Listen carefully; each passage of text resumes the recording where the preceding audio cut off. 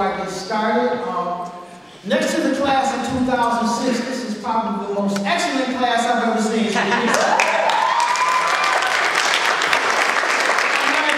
If you know anything about me, I'm not really known to embellish or anything like that. But I do want you to know that I do mean that, okay?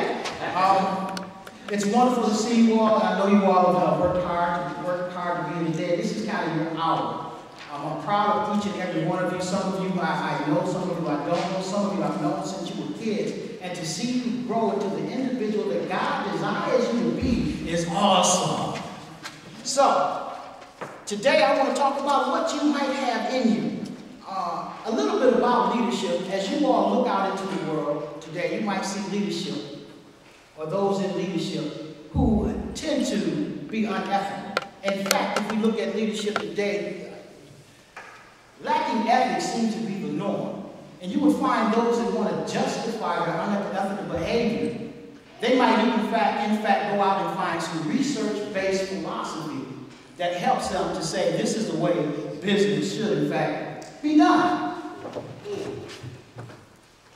So there's a pattern of leadership that's happening around the country today, where it might make you think, and especially that, you know, if you're young, it might make you think that leadership and corruption is synonymous, when in fact it is not.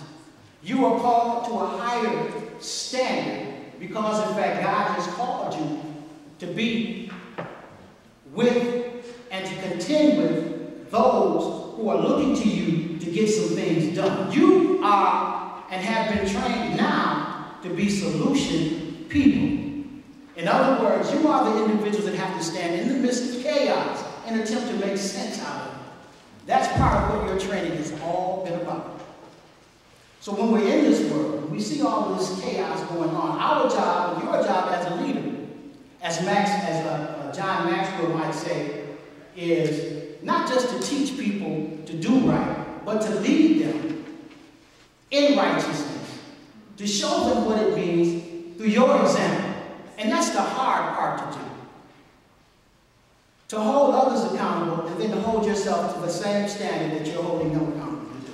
But see, I know you have it in you. In the context of humanity, God has said the difference between what we do and what we are capable of doing would suffice to solve most of the world's problems. One of the essential qualities found in good leadership is the ability to contend with problems. And in fact, contending with problems is a fact of life and one of the greatest challenges that we'll always have to deal with. In the last 18 months, you guys, I think most of you all did 18 months. I know when I was in GRIL, we did 18 months, nearly 2 years. And for me, the course was quite difficult because I was going through a situation where I was about to be married. I was transitioning away from one job. And then here they are talking about I have to do this scenario planning. And I got to draw 3 different blueprints or plans to attempt to make sense of what I'm going through right now. That was some tough stuff. So in an attempt to deal with what was going on personally, I had the cumbersome job of putting forth an assignment to individuals who I thought were some taskmasters at the particular time, who weren't really trying to give you a break to get that job done. Anybody experience that? Yeah, you guys are getting it. Now, some people don't have that as an instructor. You know, I try to hold it to the level as tough as possible. But in leadership, one of the things that we always have to remember is most people get hung up in the process. Good leaders understand the process is really significant to getting to the goal. And so you don't get weeded out by the process, you get empowered by the process. And when things get tough, that's when you begin to stand up and put forth everything that you have, everything that God has begun to pour into you. That's what a good leader does. So, I'm not going to be here much longer. What I want to share with you, though, is part of being a good leader says that you have to have a tough mind. An extremely tough mind. And Martin Luther King describes that as saying, you know, the tough mind is sharp, it's penetrating, it breaks through the crust of legends and myths, and sifts through what's true from false. And the tough mind, or the tough-minded individual, is austere and discerning. He is strong, austere in quality that makes for firmness of purpose and solidness of commitment. But from what I've seen and heard about most of all of you, for those of you that I've worked with, and you students that are in the Ambassador Club and grill you, from what I've seen and from what I've heard, you guys got all of that stuff in you. It's in you. It just needs to be poured out. And that's what the deal was in terms of this process and this long, extensive, tasking burden that you went through, was to pull something out of you that you didn't recognize you had. You see, the idea was to show you that there is potential, okay? Potential for you to do much, much more. And potential isn't what you did yesterday. It's not the basketball that you slammed yesterday. It's not the 40-yard dash that you beat somebody in and got a gold medal in. It's not the paper that you wrote and got an English class last year. But it is what you have yet to do. And this process was to show you that there is more inside you than you will ever know. And this job was to hopefully was to show you that you can tap into that always. And you can always tap into the spirit that God has given you that's supposed to empower you to move further. Now, after learning all of these strategies and techniques, I mean, the situation scenario, this understanding your gift set and trying to figure out who you are, I know you might be saying, what's it all worth? Like, what am I really supposed to do with this in the grand scheme of things? Life is continually, it's going on, and even though I've done my breakthrough plan, I feel like I'm still broken. So you're saying, what is it all worth? Well, that's when you turn that tough mind on. You need to look out into the world and identify exactly something to get involved in that's greater than yourself, that's greater than your own egocentric predicament.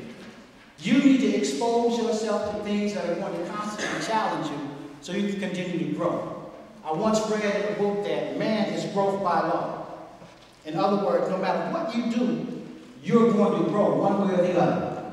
Either you're going to grow in ignorance or you're going to grow in wisdom.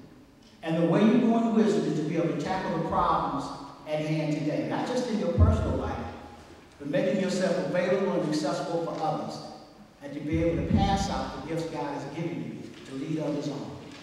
Now, I know it's tough, but it's a matter of eco, or ecology, if you will. And ecology, is a study of the interactions of organisms in their environment. Well, you are an organism, and you deal with the environment every day.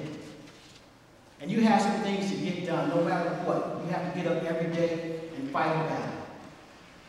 But I have an acronym for it, ECO. E is for energy. It's going to take all of the energy that you have. It's going to take all the energy that you have because people are looking to you as a leader, and as a leader, you have to learn to be efficient. And it takes energy to be efficient. And because you serve an awesome God, God calls us to be excellent. And to be excellent, it's going to take everything that you have. The second one is C. C is commitment. You have to be committed. You were committed to this particular process, and as a leader, you have to be committed to the task at hand. You have to continue in spite of. It's tough. There are going to be some roads that you travel that you're just going to want to grow up, throw your hands up and give up. And sometimes you will. I think a part of a leader, part of being a good leader, lets you know when you're leading. To let you have to know that when you have to, when you have to kind of give it up. But more importantly, what you'll find out, without quitting, you'll often find around you that there are individuals that can speak life into your particular situation. So before you throw your hands up and before you give up, go seek some counsel in individuals that have gone through what you have done or what you're looking to do. Now, you have comrades in arms. I like to call them comrades in arms. I can call the individuals that I graduated with in GRIL, and I can get some answers, or they can help me wrestle with the tough stuff. We became kind of cool. I don't know if your relationship is the same, but I know there was a segment in your leadership training that talked about networking. That wasn't just for business.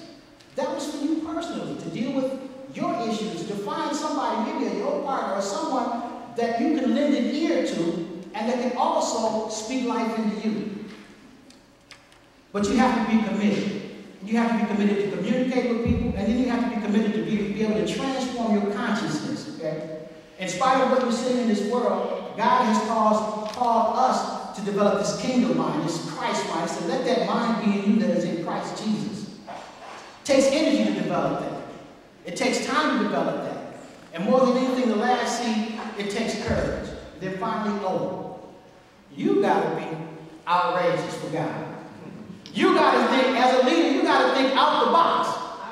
As a leader, you got to be able to do things that have not quite been done yet. Otherwise, it's just reforming what is, and nothing really changes. So as a leader, you have to be organized and get yourself together to make some things happen.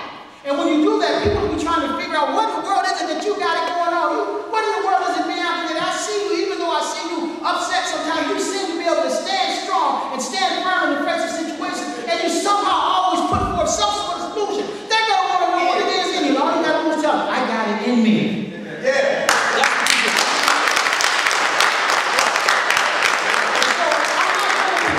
I'm not going to be much longer. I just need to let you know that you got it in you. Okay? And I'm going to close with this. I'm going to close with a story.